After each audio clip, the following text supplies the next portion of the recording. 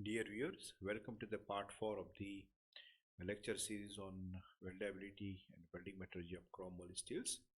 Well, in part 3, we've been discussed about the uh, effect of nickel and manganese content on the uh, lower critical temperature, and so the selection of the post-well heat treatment temperature is therefore become very essential.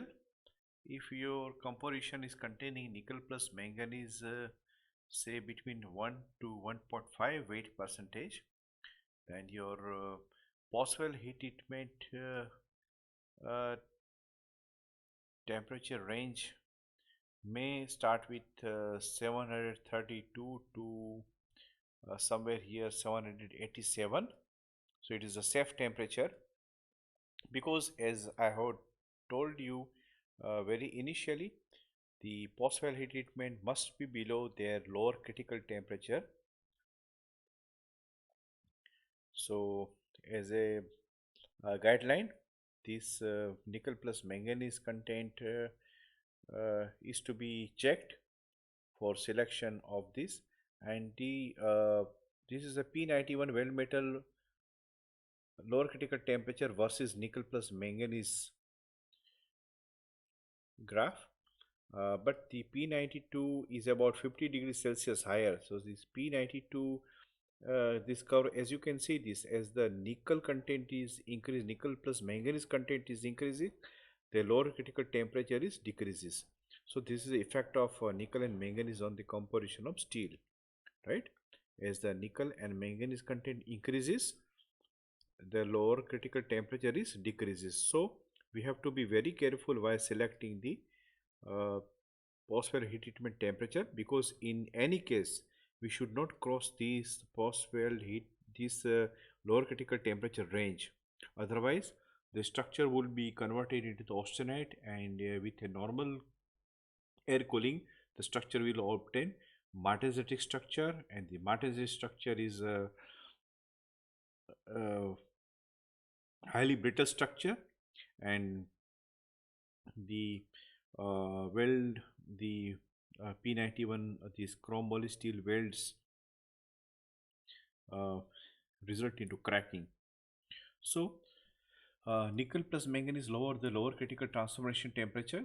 So as a rule of thumb, post-well heat treatment temperature must be lower than the S1 transformation temperature, because the if the uh, this affects the mechanical property of the weld metal and creep rupture performance. So this issue has been addressed in the ASME BPVC code and process piping B31.1 code also. And so that is why you must know the actual composition of the weld metal.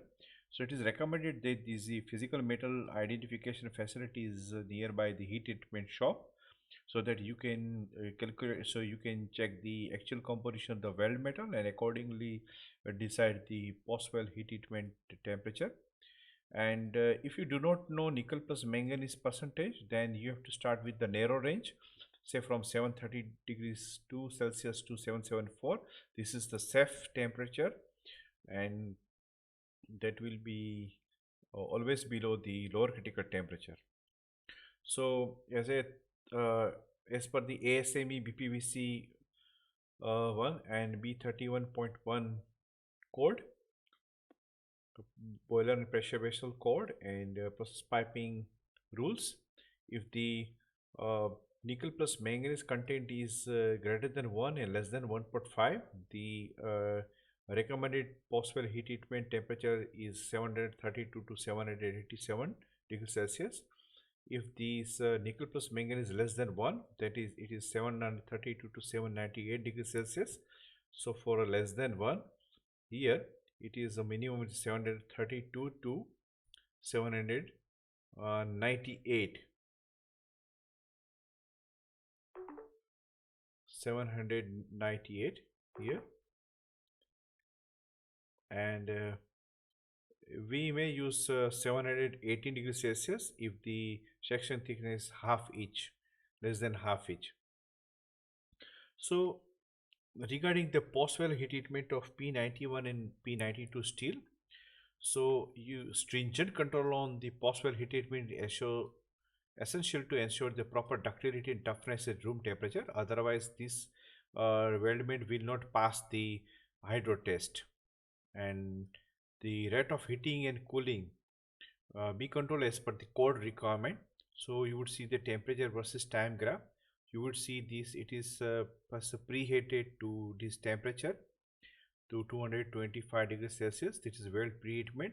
Then after the welding, the weld should cool below martensitic. This is a martensitic temperature, martensitic finish temperature. Below this, it should be cooled below 80 to 100 degrees Celsius below this MF line, and it should be heated during post-weld treatment.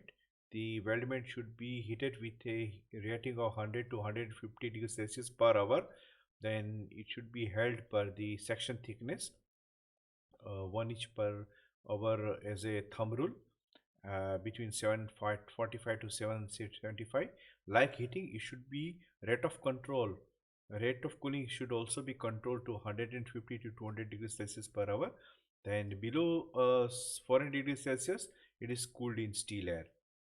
So composition of the base metal and weld metal is to be considered to ensure the lower critical temperature is not exceeded. So the heat effector zone hardness after post-wear heat treatment is should be 200 to 275 BHM. So this is what should be achieved after the PWHT as per the welding practice. So I have reference from the AWS Welding Handbook Volume 4 9th edition, and from welding inspection course that I have qualified, and the Welding Institute global.com. There is a technical knowledge series. So I thank you all for watching the series, lecture series on chrome steel. Thank you. Keep watching my YouTube channel on welding education.